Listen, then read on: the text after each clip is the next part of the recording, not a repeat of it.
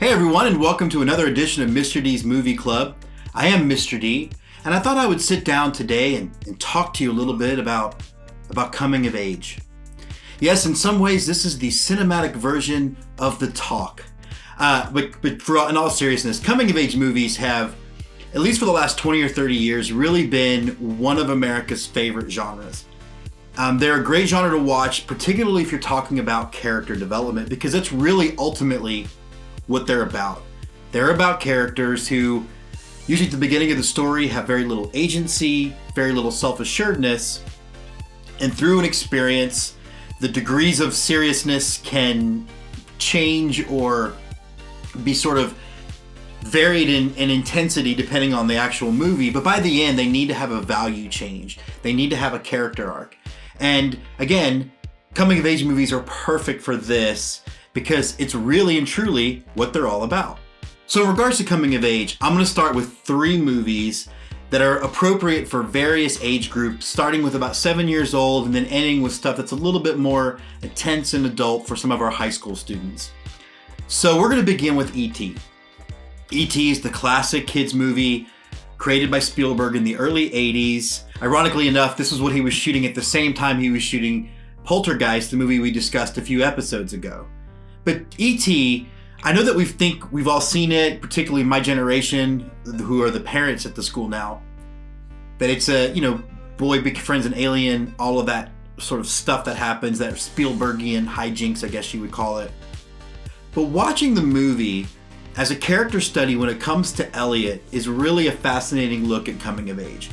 Elliot is someone who is lost in the world. He doesn't have a connection with his father and oftentimes uses that as an excuse or as a weapon to get what he wants. He becomes a better brother. He becomes, in many ways, a protector or a father to E.T. And so it's a great way to take a look at character changes in a movie that's easily accessible for all age groups. Now, for kids a little bit older, I would say 10 and above, you've got to look at the movie The Goonies, which is also a Spielberg film, written and produced by him. Ghost written and produced, I should say. And then directed by Richard Donner, which is another kind of cool look at all these really great filmmakers teaming up to make one movie. The Goonies is a movie, it's adult enough that kids like it. Kids feel like they're getting away with it. Getting away with something by watching it. There's a little bit of salty language.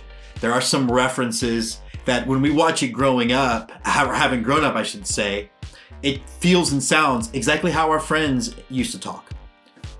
I've made the argument before that between the movies The Goonies and Super 8, movies for kids really suffered because they treated kids as if they were dumb and they tried to shelter kids. And this movie doesn't do that. This movie puts the kids in the heart of the action, in the heart of the danger.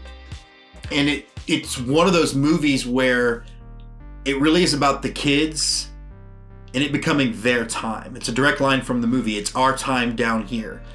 And it shows all these kids who don't fit in anywhere, discovering what their strengths are, what their own agency can be, and the fact that they can fit in with the family that they've made themselves. So highly recommend The Goonies. For a slightly mature audience, I would say probably 13 or 14 years old, look at the movie Stand By Me. Stand By Me is that adventure that many of us went on as kids or wished we had. And based on the Stephen King short story, starring, in fact, some of the same actors from The Goonies, Corey Feldman, for example, in The Goonies, but a very different mission, learning some of those very different life skills. While so much of The Goonies is built on adventure, and it's not hard to see the connections like Indiana Jones through Spielberg, there's real danger, real world danger. We're not talking about gangs and pirates like The Goonies. We're talking about bullies and potential sociopaths as these kids voluntarily go to see something that they shouldn't want to see, a dead body, and learn so many more things about themselves. So those are the 3 recommendations from Mr. D's Movie Club that all fit in that coming of age thing. And what I think we did a good job of this week, so I'll pat myself on the back, is that we did pick movies that, like with E.T., everybody in your family is going to like it. Goonies, everybody in your family is going to like it, but some of the younger kids might not get all the references, but some of the older kids will. And then, of course, with Stand By Me, it's definitely a young teen audience, and it's a movie that's going to hopefully bring around some really cool discussions if you watch it. So as we said last week, the faculty of St. Michael's has decided that they wanted to kind of throw out some suggestions too, and I'm so about it. I'm all about everybody getting involved and talking about film. And even though the movies don't necessarily tie directly into our theme of coming of age, I thought that they were very, very great suggestions. Some of them classics, some of them a modern classic. So first up, Dr. Weibly, one of the most beloved teachers at St. Michael's, highly recommends The Philadelphia Story because, as she says, everyone should get to know Kate, Jimmy, and Carrie. And then Miss Davis suggests Inception. Now, some of my film students have seen Inception. Highly recommend looking at this film. Look at it for the way that it bends reality and creates a very complicated character arc and narrative. So I hope you check out both Philadelphia Story and Inception. And if you watch Inception, comment back and you tell me whether we're in the real world or not at the end of the film. Some of my film students have very specific opinions about it. So that wraps us up for this week.